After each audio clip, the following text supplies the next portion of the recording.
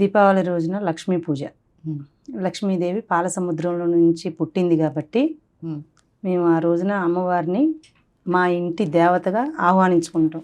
మన ఇంట్లో పిల్లలకి పుట్టినరోజులు ఎలా చేసుకుంటామో ప్రత్యేకంగా, ఉమ్, అలాగనే అమ్మవారిని ప్రత్యేకంగా చూడ్డానికి దీపావళి రోజున ఆమెను ఆహ్వానించుకొని ఆ లక్ష్మిని బయటికి వెళ్ళగొట్టడానికి తెల్లవారుజామున లేచి ప్రతి ఒక్కళ్ళు కూడా చెయ్యాలి కూడా ఇది.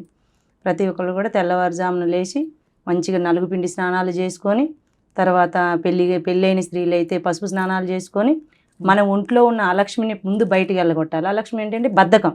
ఉమ్, అలక్ష్మి వచ్చి కూర్చున్నప్పుడు ఇంట్లో ఒళ్ళు బద్ధకంగాను ఏ పూజ చేయకుండా, మరి దేవుడి మీద భక్తి ఉన్నా సరే ముందుకు వెళ్ళనీయకుండా ఏదో ఒక జబ్బు చేసినట్టుగా ఇంట్లో మూల కూర్చోవడం లాంటివి, ఎంత మనం ఆరాటం పడ్డా కానీ పూజ కాడికి పోనివ్వదు. ఉమ్, ఇంకా అట్లాంటి పోగొట్టడానికి మనకి నలుగు పిండి స్నానాలు, తర్వాత నూనె పెట్టుకొని స్నానాలు, పిల్లలకి మరి పెళ్ళైన వాళ్ళకి పసుపు స్నానాలు, ఇవన్నీ చేసుకుంటూ మనం ముందు ఒంట్లో ఉన్న అలక్ష్మిని బయటికి తరిమి, తర్వాత వచ్చేసి సూర్యుడు రాకముందునే ఇంటి వెనక్కి మనం దీపాలు వెలిగించాలి. అమ్మవారి గుమ్మ అంటే సాయంత్రమే కాకుండా పొద్దున పొద్దున్నే.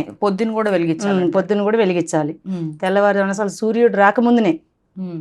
మసక చీకటప్పుడే ఇంటి వెనక దీపాలు అంటే వెలిగించుకొని తెల్లవారుజామున, అప్పుడు తెల్లవారుజామున బ్రహ్మ ముహూర్తం అనుకోవచ్చా? బ్రహ్మ ముహూర్తంలో ఉదయాన్నే.